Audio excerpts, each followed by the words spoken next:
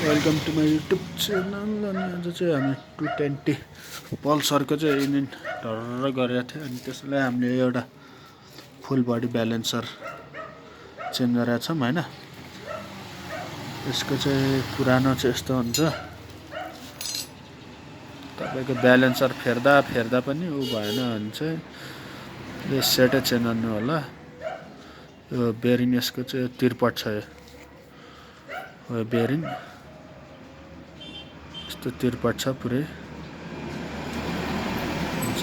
यस्तो तिरपट भएर यो चाहिँ ढक ढक ढक ढक ढक ढक ढक ढक गर्नु भयो हो।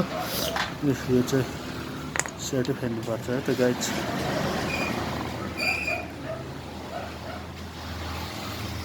बल्ल साउन्ड राम्रो हुन्छ।